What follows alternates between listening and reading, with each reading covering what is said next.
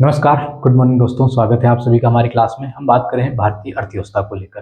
भारत की जो अर्थव्यवस्था है और अर्थव्यवस्था की जो अर्थ है, आप समझ सकते हो कि पैसा।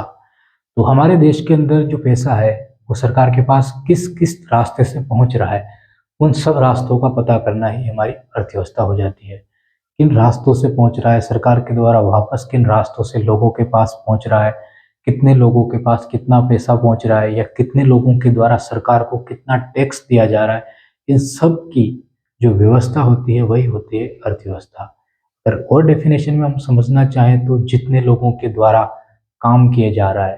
हिटलर की आपको एक रणनीति पता होगी, उसमें उसने उन लोगों को गोलियां मार दी थी जो लोग काम नहीं कर सकते थे। उन लोगों को मार दिया था या मौत के घाट उतार दिया था जो लोग लूले थे, लंगड़े थे। इन चीज़ों पे उन्होंने काफ़ी ज़्यादा काम किया था।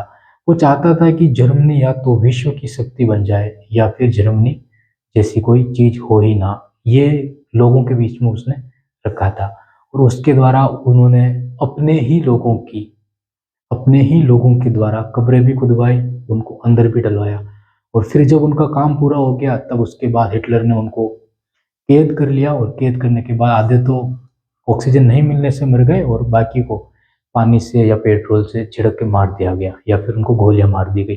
तो जो उनकी व्यवस्थाएं थी, हर एक राष्ट्र होता है जिसके अंदर लोकतंत्र होता है या फिर जिसके अंदर राजतंत्र होता है, और एक होता है तानाशाह।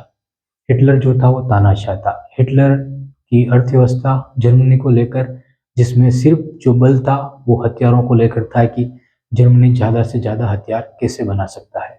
वहीं दूसरी ओर भारत की अर्थव्यवस्था, जिनमें हर एक व्यक्ति की गरिमा को बिना ठेस पहुंचाए हम किस प्रकार हर एक व्यक्ति को रोजगार भी दें, उसकी इज्जत भी करें, एक सम्मानजनक उसको जिंदगी भी दें। और जिस तरह हिटलर ने लोगों को मजबूर किया कि वो उनके अधीन रह के काम करे, और किसी एक धर्म को लेकर काम किया था ये, कि यहूदी को देखते ही मारने का फैसला किया। हिटलर पादरी था, लेकिन इधर हमारे देश के अंदर सभी धर्मों को का सम्मान किया जाए, ये चीज हमने कही नहीं, हमने संविधान के अंदर इन चीजों को लिखा। शुरुआत में कृषि सेक्टर हमने हमने बनाया। उस सेक्टर के अंदर काफी ज्यादा मात्रा में लोग काम कर रहे थे। संसाधन बिल्कुल भी हमारे देश के पास नहीं थे। धीरे धीरे संसाधन बढ़ने लगे तो हमारी सरकार ने सोचा कि अब हमको कुछ उद्योगों का निर्माण करना पड़ेगा। एक ट्रेन थी, कृषि क्षेत्र समझना इसको, एक ट्रेन थी जिसमें लाखों करोड़ों लोग भरे पड़े थे। उस ट्रेन से लोगों को खींच खींच के फैक्ट्रियों में डालने का काम करना था हमको, क्योंकि हमारे देश की साक्षरता जो दर है वो काफी कम थी, बल्कि न के बराबर थी। पढ़े लिखे लोग काफी कम थे। दूसरी चीज, नॉलेज लोगों के पास काफी ज्यादा था, लेकिन फैक्ट्रियां नहीं थी इतनी कि वो लोग उस क्षेत्र से एकदम से उनको खींच के लाया जाए। तो ये सारी चीजें धीरे धीरे की गई। हमने पिछली क्लास में किसकी बात की थी? प्राथमिक क्षेत्र की। आज की हमारी क्लास में हमको बात करनी है द्वितीय क्षेत्र की। हमने जो आपको कहा ट्रेन, ये ट्रेन एक ऐसा शब्द है जो आपको प्राथमिक क्षेत्र से द्वितीय क्षेत्र की ओर लेके जाएगा और आपको जोड़ने का काम करेगा। समझना इसको। 1947 में हम जैसे ही आजाद हुए, हमको पहुंचना था 1991 तक। 1991 में हमने बात की ज्ञान की।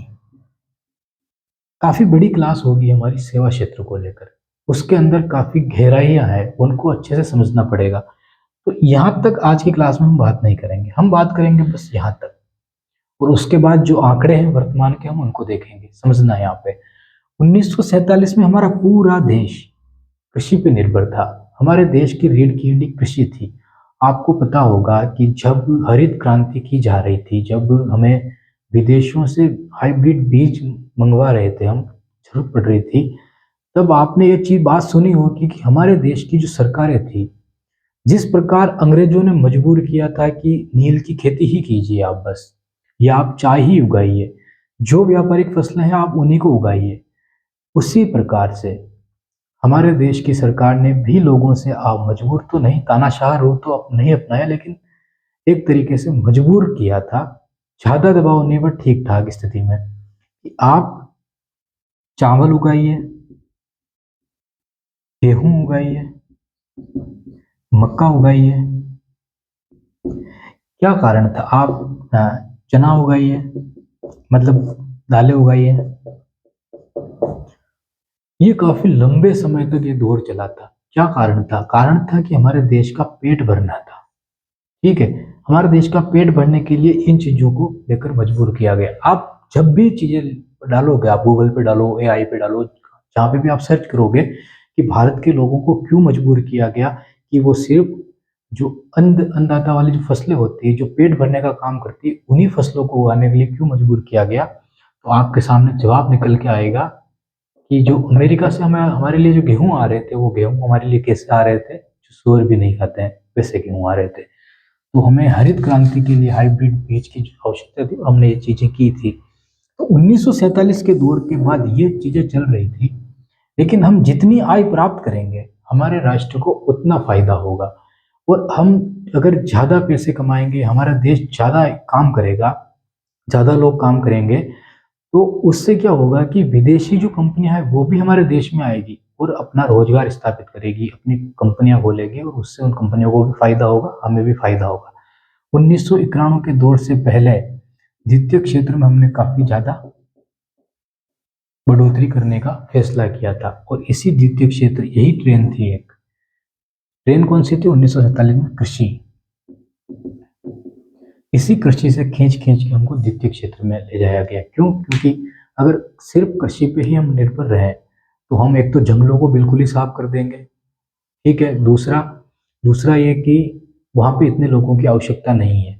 द्वितीय क्षेत्र में हमने जब बढ़ोतरी की तो हमने काफी सारे संसाधन बनाना शुरू किया। साइकिलें बनाई शुरुआत में, आपने देखा होगा, फिर साइकिलों से मोटरसाइकिलें, फिर गाड़ियां, ये सारी चीजें आई। ये कहाँ से आई? ये द्वितीय क्षेत्र से आई। जब एक व्यक्ति के पास गाड़ियां नहीं, मोटरसाइकिल नहीं, साइकिल भी नहीं, तब उसको कितनी मुसीबत होती होगी कि खेत से घर पे चारा लेके आए, ठीक है, पशुओं के लिए, या जो भी आज आप काफी आसानी से चीजें कर पा रहे हो। आज आपको खाद की आवश्यकता होती है, कितनी जल्दी और कितनी फास्ट तरीके से आप लेके चले जाते हो। आज आप फसल खराब हो रही, कितनी फास्ट तरीके से आप जो केमिकल का छिड़काव करते हो वो लेके चले जाते हो।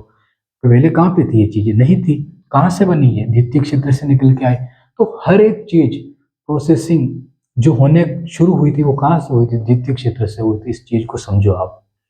कृषि क्षेत्र में क्या शामिल है? मत्स्य पालन शामिल है, और क्या? कृषि शामिल है, मछलियां शामिल है, या वन शामिल है। लेकिन इन चीजों को बेहतर बनाने के लिए हमने जो प्रोसेस की वो कहाँ पे करना शुरू की? यहाँ पे करना हमने शुरू की। इसको हम कहते हैं वैज्ञानिक मॉडल। ठीक है, कह सकते हैं कि वैज्ञानिक मॉडल।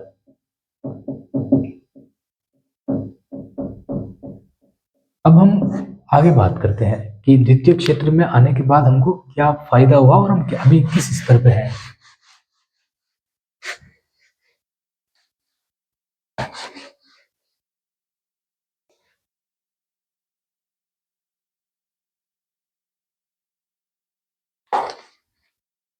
हमारा देश 2011-12 से लगाकर वर्तमान तक लगभग 30% जीडीपी के अंदर योगदान दे रहा है। 30% जीडीपी के अंदर योगदान दे रहा है। एक चीज समझना यहाँ पे, एक होती है जीडीपी और एक होती है जीवीए, ग्रोस वैल्यू एडेड, और ग्रोस मतलब सकल घरेलू उत्पाद। ठीक है, तो ये होता है ग्रोस डोमेस्टिक प्रोडक्ट, इसको कहते हैं। ये दोनों चीजें हैं, समझना है इसको कि जो जीडीपी है, आपने गेहूं तैयार की है, ठीक है, गेहूं तो चलो छोड़ो, आपने आलू तैयार किए। आलू आपने 1 किलो तैयार किए, खेत में आपने उगाए। किस क्षेत्र का है? प्राथमिक क्षेत्र का है। ठीक है, यहाँ पे लिखते हैं 1 केजी, और यहाँ पे क्षेत्र लिख देते हैं प्राथमिक। ठीक है, प्राथमिक क्षेत्र में आपने 1 किलो आलू तैयार किए। आपको, जब आपने आलू को बेचा, किसको दोगे आप? या तो मंडी में ले जाओगे, या फिर आप किसी ऐसे व्यक्ति को दोगे जो व्यक्ति उसका प्रोसेसिंग कर सके, या ठीक है उसको प्रोसेस में डाल सके। तो देखो, यहाँ पे भी आपको 1 किलो जीवी हो गया, 1 किलो आलू हो गए। आलू की कीमत आपको मिली 50 रुपए, सॉरी 50 तो नहीं मिलेगी, 1 किलो की 10 रुपए आपको मिली, और यहाँ पे भी आपको मिली 10 रुपए। तो आपका जीवी कितना हुआ? 10 रुपए, और आपकी जीडीपी कितनी हुई? 10 रुपए। ठीक है, उसके बाद आगे बढ़ते हैं। प्रोसेस में जब आपने दिया और जब उस आलू से क्या तैयार किया गया, चिप्स तैयार की गई, ठीक है, हम लिख देते हैं चिप्स। अब कितनी 1 किलो आलू थे तो मान लो खराब भी निकले होंगे तो 50 ग्राम चिप्स तैयार की गई होगी, 500 ग्राम, ठीक है। कितने रुपए की ये बेचेंगे, ये 50 रुपए की बेचेंगे। फिर इस चिप्स को आगे बढ़ाया गया और इसको मार्केट में उतार दिया गया। सारा जो खर्च था उसको ऐड किया गया, यहाँ पे 50 10 रुपए, यहाँ पे 50 रुपए, 60 रुपए हो गए। फिर उसके बाद जब आगे माल खर्च आया यहाँ पे 50 रुपए का इनको बनाने में, ठीक है, और 10 रुपए में आलू बेचे, 50 रुपए का खर्च। उसके बाद इसको बिल्कुल बना के तैयार कर दिया गया और जो मार्केट में इसको उतारा गया तो इसकी कीमत होगी 70 रुपए, ठीक है। और जो क्वांटिटी थी जो फिक्स हो गई 500 ग्राम ही थी। यहाँ पे भी यही चीज हुई, 500 ग्राम, ये 70 रुपए, ठीक है, स्थिति हुई। अब आप देखिए ये टोटल होगी तो जोड़िए 10, 60 और 70, 130,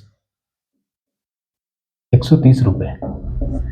अब सरकार ने टैक्स लगाया, कितना लगाया सरकार ने टैक्स? सरकार ने टैक्स लगाया इस पे 18%।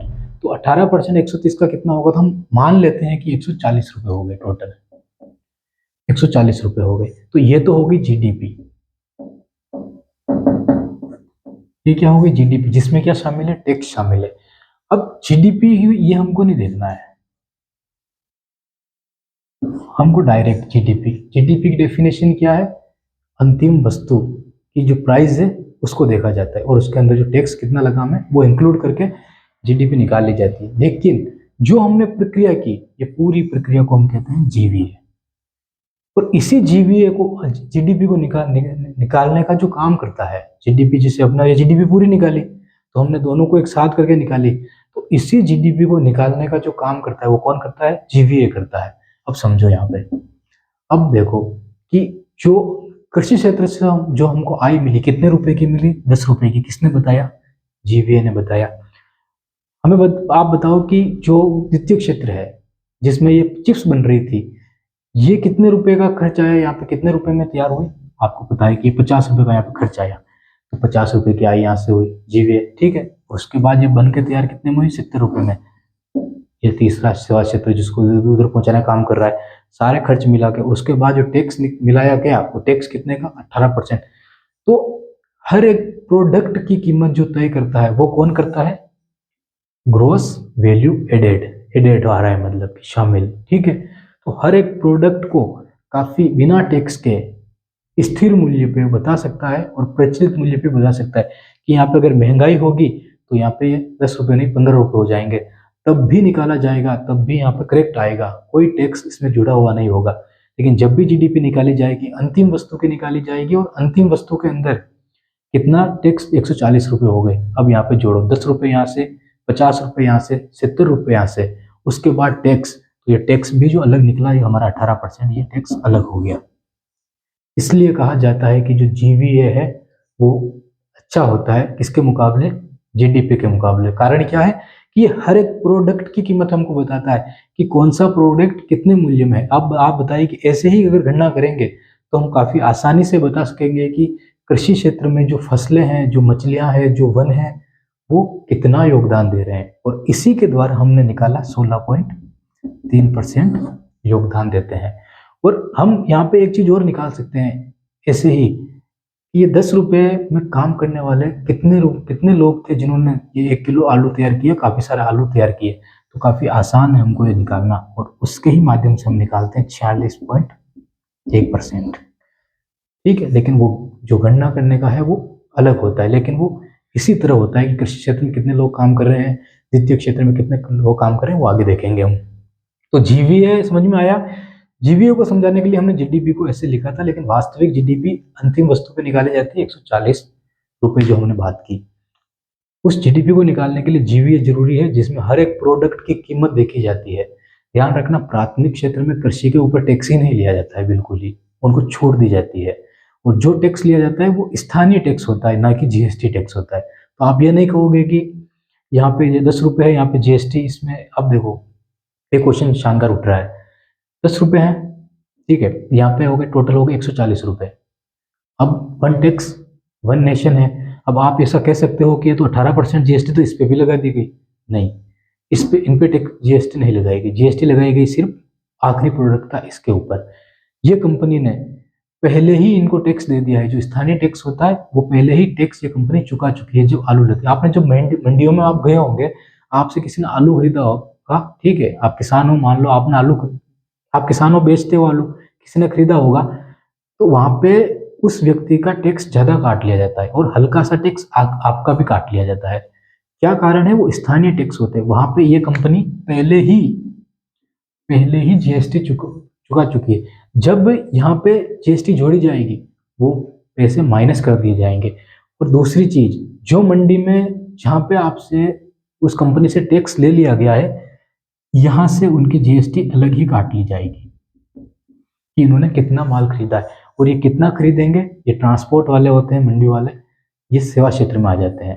तो वहां से उनकी आय, सेवा क्षेत्र की आय डायरेक्ट किसमें शामिल हो जाएगी? जीडीपी के अंदर हमको पता चल जाएगा सेवा क्षेत्र में कितने हैं, और जीएसटी वहां पे उनसे अलग काट ली जाती है। जैसे कि एक डॉक्टर हो गया जो आपको सलाह देने का काम कर रहा है, ठीक है, जैसे एक मंडी में बैठा एक व्यक्ति आपको सलाह देने का काम कर रहा है कि आप ये सामान यहाँ पे रख दीजिए, वो खरीदेंगे, वो सामान खरीद के ले जाएंगे और आपको इतने पैसे मिलेंगे। सलाह ही तो है यार, इस सलाह को छुई क्या उसने? नहीं छुई, तो ये अमूर्त चीज हो गई। ये आपको क्लियर समझ में आ गया होगा। अब हम आगे बात करते हैं।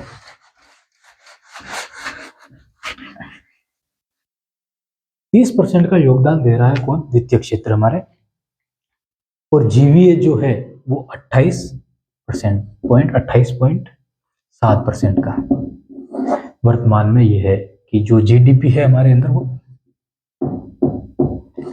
और ये जीवी है। हमने इतना क्यों समझाया आपको? इसलिए समझाया कि ये आंकड़े आपको समझ में आने चाहिए। दूसरा क्षेत्र है, दूसरे क्षेत्र के अंदर योगदान जीडीपी के अंदर, तो द्वितीय क्षेत्र जीडीपी में 30% योगदान जीवी है। आप देखो, सरकार सिर्फ यहाँ पे, हो सकता है कि हमने टैक्स नहीं जोड़ा हो, लेकिन कृषि क्षेत्र में अगर हम जीडीपी निकालेंगे तो कृषि क्षेत्र में टैक्स जोड़े नहीं रहे, तो फिर ये दोनों अलग अलग कैसे आते हैं? वहां पे ये दोनों अलग अलग कैसे आएंगे? इसलिए आएंगे, सरकार काफी सारी सब्सिडी देती है, मतलब कि छूट देती है।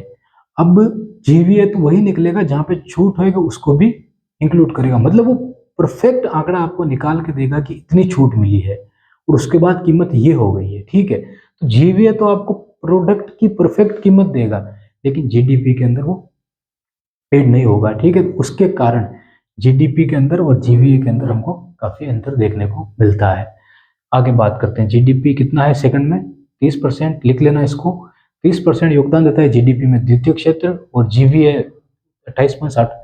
ये बात है स्थिर मूल्य की। किसी आधार 2011 आधार वर्ष को मानकर हमने ये बात की। आगे देखते हैं, ये क्षेत्र 12.1 करोड़ लोगों को रोजगार देता है। संख्या बताना मुश्किल है, फिर भी जो आंकड़े निकाले गए 12.1% है। कृषि क्षेत्र 46, मतलब 70-80 करोड़ लोगों को रोजगार दे रहा था, यहाँ पे ये 12.1 करोड़ लोगों को दे रहा है।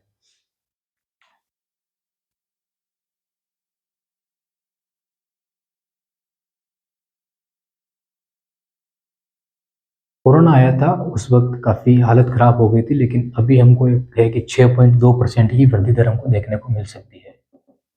वृद्धि दर किसमें? द्वितीय क्षेत्र में। ऐसा हो सकता है कि 6.2% की वृद्धि दर इसमें देखने को मिले।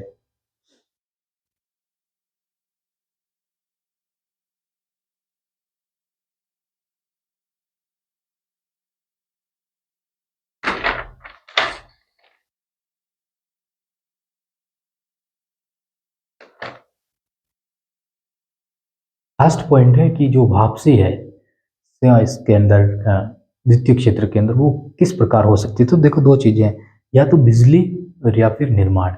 जितने ज्यादा रोड बनाए जाएंगे, जितने ज्यादा पुल बनाए जाएंगे, जितने ज्यादा बांध बनाए जाएंगे, या जितने भी ज्यादा आपकी सामने जो चीजें हैं वो बनाई जाएगी, उनमें सबसे ज्यादा फिर रोजगार किसको मिलेगा? लोगों को मिलेगा। तो एक होता है निर्माण, एक होता है बिजली, जहाँ पे फैक्ट्रियां चल रही है। तो जितनी ज्यादा बिजली का उत्पादन किया जाएगा, जितनी ज्यादा बिजली बनाकर फैक्ट्रियों में दी जाएगी, उतनी ज्यादा फैक्ट्रियां ज्यादा काम करेगी वहां से। तो ये दो क्षेत्र हैं द्वितीय क्षेत्र के अंदर, एक तो होता है बिजली और एक होता है कौन सा? बिजली हो गया, और एक होता है निर्माण। और निर्माण के अंदर पुल बनाना, बांध बनाना, ये चीजें हैं। देखो, आंकड़े काफ़ी कम बताए हैं, लेकिन गाइडों में सारी चीज़ें आपको मिलेगी। ऐसा नहीं है कि गाइड में आपको कुछ नहीं मिलेगा। गाइडों में आंकड़े की भरमार है, जितने देखना चाहो। लेकिन उनको सरल करना, क्योंकि डेफ़िनेशन में ही क्वेश्चन पूछे जाते हैं इकोनॉमिक्स के। उनको सरल करने के लिए हम ज़्यादा ध्यान दे रहे हैं। कैसी लगी क्लास कमेंट करके ज़रूर बताना। अगर कोई कमी लग रही हो तो भी बताना, हम उनको सुधार करेंगे। बहुत-बहुत धन्यवाद आपका।